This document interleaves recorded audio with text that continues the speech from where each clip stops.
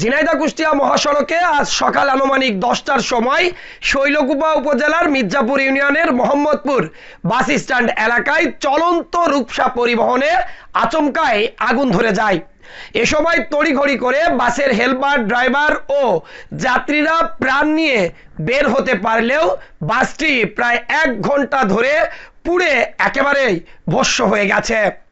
স্থানীয়রা বলেন যে গাড়াগঞ্জ বাস স্ট্যান্ড থেকে বাসটি ছেড়ে এসে যখনই মোহাম্মদপুর বাস স্ট্যান্ড এলাকায় পৌঁছায়, হঠাৎই বাসের সাইলেন্সার পাইপ ভেঙে গিয়ে রাস্তার সাথে ঘেঁষ লেগে আগুন ধরে যায়।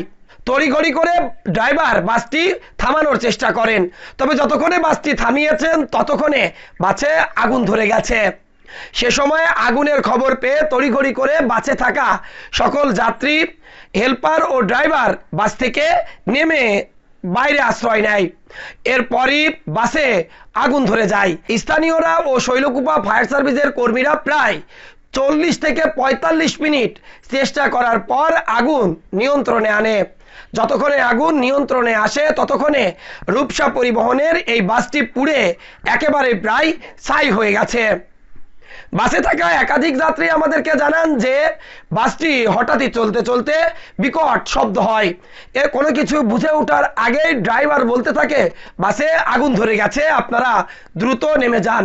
সে সময় আমরা বাসে থাকা সব জিনিসপত্র রেখে প্রাণ ভয়ে দ্রুত বাস থেকে নেমে সামনে আশ্রয় নিই এবং চোখের সামনে বাসটি পুড়ে যেতে দেখেছি।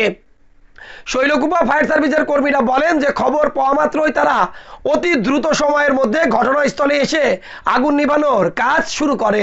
প্রথম দিকে প্রায় আগুন নিয়ন্ত্রণে এসে গেলে পানি ফুরিয়ে যায়। এরপরে পানির সংকটে পড়ে গেলে দূর থেকে আবারও একটি পুকুরে গাড়ি নামিয়ে পানির ব্যবস্থা করে এরপর আগুন নিয়ন্ত্রণে আনার চেষ্টা করা হয়। তখন আগুন নিয়ন্ত্রণের বাইরে চলে যায়। এরপর আবার ফোম এবং পানি পুনরায় সংগ্রহ করে একসাথে ফোম এবং পানি দিয়ে এরপর প্রায় 40 থেকে 45 মিনিট চেষ্টার পর আগুন নিয়ন্ত্রণে এসেছে। এতে কোনো যাত্রী হতাহত না হলেও রাস্তার দুই পাশে ব্যাপক যানজট সৃষ্টি হয়েছিল, কারণ ঝিনাইদহ কুষ্টিয়া মহাসড়ক অত্যন্ত ব্যস্ত একটি মহাসড়ক এবং এখন পর্যন্ত অগ্নিকাণ্ডের প্রকৃত কারণ জানা যায়নি।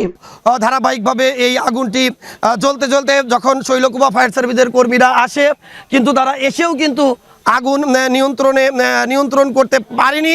তাদের পানি ফুরিয়ে যাওয়ার পরে বিভিন্ন জায়গা থেকে পানি সংগ্রহের যতক্ষণে চেষ্টা করে ততক্ষণ কিন্তু এই আগুন কিন্তু আসলে নিয়ন্ত্রণের বাইরে চলে গেছে। আরও দুই পাশ থেকে কিন্তু আসলে পানি দেওয়ার চেষ্টা করছে। ঝিনাইদহ থেকে আরও একটি ইউনিট, না এটি ফায়ার সার্ভিসের অ্যাম্বুলেন্সের একটি ইউনিট বা শৈলকুপা ফায়ার সার্ভিসেরই এই ইউনিটটি এসেছে।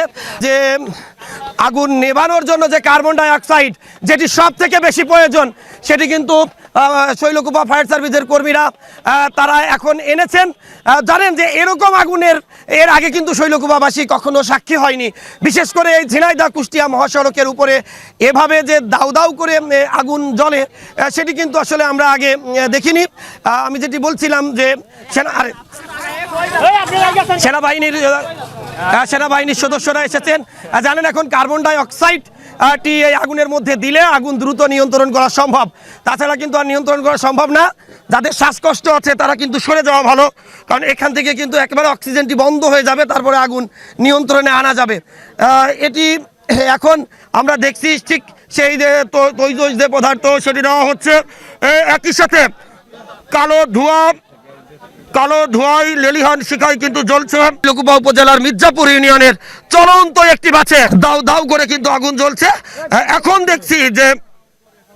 দেখছি আগুন নেভানোর জন্য যে জিনিসটি সবচেয়ে বেশি প্রয়োজন ছিল, সেই কার্বন ডাই অক্সাইড, সেটি কিন্তু আসলে ফায়ার সার্ভিসের কর্মীরা তাদের অ্যাম্বুলেন্সে করে সংগ্রহ করে এনে এরপরে কিন্তু এখানে নিক্ষেপ করেছেন এবং এখন আগুন মোটামুটি আগুনের যে লেলিহান শিখা ছিল সেটি কিছুটা কমেছে এবং বলা যায় যে এখন পর্যন্ত আগুন পুরোপুরি নিয়ন্ত্রণে না আসলেও এখন কিন্তু আগের মতো আর সেভাবে দাউ দাউ করে জ্বলছে না।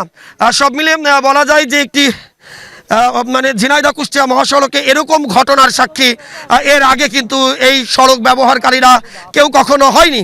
তবে এই ঘটনাটি এতদূর যেত না যদি পানির সংকট না পড়তো।